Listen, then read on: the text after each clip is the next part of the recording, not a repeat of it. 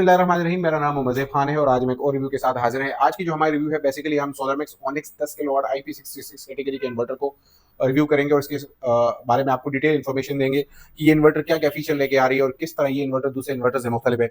तो सबसे पहले अगर बात की जाए इस इन्वर्टर की जो एमपीपीटी है, जो कि सबसे ज़रूरी सवाल है, हर कस्टमर जानने की कोशिश करता है कि एक इन्वर्टर कितनी पीवी सपोर्ट करता है। तो ये इन्वर्टर आपको 16,000 वॉट पीवी सपोर्ट दे रहा है। 16,000 वॉट सोलर पैनल आप इसके साथ लगा सकते हैं, मतलब है कि आप 28 या 30 पैनल सोलर पैनल आप इसके साथ अटैच कर सकते हैं।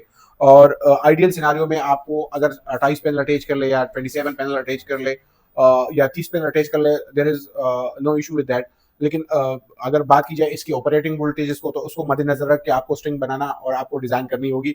इसका जो ऑपरेटिंग वोल्टेज है वो 70 वोल्ट से लेकर आपको 600 वोल्ट तक आपको ये सपोर्ट दे रही है, मतलब ये कि आप 70 वोल्ट से लेकर 600 वोल्ट तक इसके साथ पीवी अटैच कर सकते हैं। आइडियल सिनारियो में ये 480 वोल्ट सपोर्ट करती है, जो नॉमिनल वोल्टेज है इसके। तो बेहतर ये कि 9 पैनल की स्ट्रिंग अगर हम बना ले तो 27 पैनल की आप तीनों एमपीपीटी के ऊपर आपने 9 पैनल की स्ट्रिंग अगर लगाई है, तो आप 27 पैनल या 28 या 30 पैनल तक इसको लेके जा सकते हैं मैक्सिमम। अगर आप इसकी जो एमपीपीटी के हवाले से अगर मैं इसकी बात करूं, तो ये इन्वर्टर आपको 3 एमपीपीटी ऑफर कर रहा है, जो कि पाकिस्तान में इस वक्त कोई भी इन्वर्टर 3 एमपीपीटी के साथ नहीं आ रहा सिंगल पेज 10 किलोवाट कैटेगरी के अंदर, जो IP66 से रेटेड हो।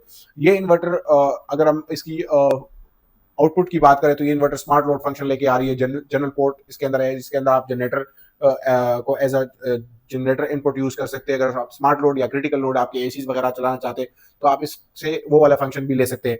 अगर दूसरी बात की जाए, तो इस इन्वर्टर के अंदर आपके पास नॉर्मल लोड भी है और आपके पास बैकअप लोड भी है। अगर मिसाल के तौर पर आप एक ऐसी चीज, अगर आपके पास मशीन है और आप चाह रहे हैं कि मेरी मशीन मेरे इन्वर्टर के ऊपर उसका इंडक्टिव लोड या टार्क लोड ग्रिड की मौजूदगी में ना आए, तो आप बेसिकली आप इन्वर्टर के इनपुट जो है वहां से आप लोड ले सकते हैं। और ये इन्वर्टर क्या करेगा, सीटी आप इसके साथ कनेक्ट करोगे, तो सीटी और इन्वर्टर के बीच जब आप लोड लोगे, तो अगर कोई भी आपकी ऐसी मशीन हो जिसका लोड 7-8 किलोवाट या 10 किलोवाट इवन 12 किलोवाट क्यों ना हो, लेकिन आप इस इन्वर्टर के साथ वो चला सकते हैं। उसकी जो कैपेसिटी है पावर कंजम्पशन की, उसमें से जितनी सोलर इसको दे सकता है सोलर से लेगा, बाकी वो ग्रिड से कंज्यूम करेगा।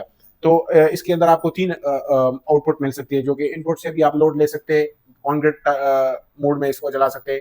और जो नॉर्मल आउटपुट है ईपीएस आउटपुट, वहां से भी लोड ले सकते हो। जो स्मार्ट लोड फंक्शंस है वहां से भी अपने क्रिटिकल लोड को चला सकते हैं, जो कि डिपेंड करता है कि आप बैटरी की एसओसी कितनी परसेंट पे रखना चाहते हैं, ताकि वो स्मार्ट लोड पर बाद में ग्रिड ना हो और सोलर भी ना हो, तो वो फिर बंद हो, फिर आपका जो ईपीएस लोड है वो चलता रहे। ये इसकी इनपुट और आउटपुट की बात हो गई। एमपीपीटी के हवाले से हमने डिस्कशन की। अब इसके जो फंक्शनलिटी के हवाले से हम आपकी जो इंटरनल वायरिंग है वो आपको दिखाए कि ये इन्वर्टर किस तरीके से आपको क्या क्या चीजें ऑफर कर रही है और इसके अंदर कौन सी मुफीद चीजें हैं जो कि बाकी इन्वर्टर्स के अंदर नहीं आ रही। पाकिस्तान में ये वाहिद इन्वर्टर है जो कि आपको built in battery breaker provide करे 10 किलोवाट कैटेगरी के अंदर, 10 किलोवाट रेटेड पावर के अंदर।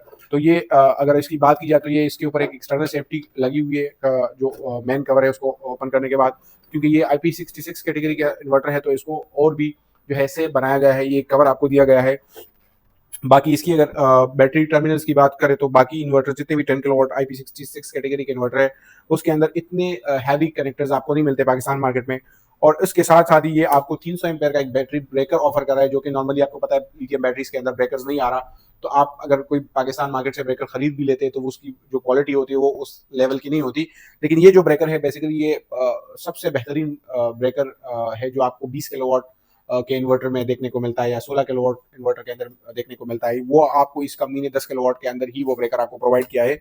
इसके साथ आपकी जो पीवी है, इसके अंदर आपके इनपुट्स की अगर बात की जाए, तो पर एमपीपीटी आपको 2 इनपुट्स दिए गए हैं। अगर आप पर एमपीपीटी दो स्ट्रिंग लगाना चाहते हैं, तो वो भी आप जो है वो कर सकते हैं। बाकी इसकी जो करेक्टर्स की बात की जाए, तो इस दफा इन्वर्ट कंपनी ने क्या किया है कि इसके अंदर सेफ्टी को मद्देनजर रख के और इसकी जो आईपी रेटिंग है उसको मद्देनजर रख के आपको पीसीबी कनेक्टेड कनेक्टर्स दिए गए हैं, जो कि बेसिकली आपकी पीवी के लिए यूज होते हैं। अगर आपने पीवी के वायरों को कनेक्ट करना है, तो आप इसी पीसीबी कनेक्टेड कनेक्टर्स के ऊपर आप अपने वायरिंग को कनेक्ट कर सकते हैं, जो आपको पर एमपीपीटी 2 स्ट्रिंग्स का ऑप्शन दे रही है। अगर आप पर एमपीपीटी 2 स्ट्रिंग लगाना चाहते हैं, तो वो भी आप इसके अंदर कनेक्ट कर सकते हैं। बाकी अगर इसकी इनपुट आउटपुट की बात की जाए, तो ये वाला पोर्ट जो है बेसिकली ये बैकअप लोड है, सेंटर के अंदर ग्रिड है, और इस साइड पे जो है जनरेटर पोर्ट है या जनरल पोर्ट है, या जिसको ऑक्सिलरी पोर्ट भी कहते हैं।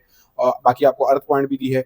तो ये ओवरऑल इसकी लुक थी, जो आपको मैं चाह रहा था कि इसके बारे में डिटेल इन्फॉर्मेशन दे। बेसिकली ये वाला जो ये आपका जो है ये कंट्रोल कार्ड है, जिसके ऊपर ही आपको जो है जो कम्युनिकेशन पोर्ट्स है, जिसकी बीएमएस आप लगा सकते हैं, डीआरएम है।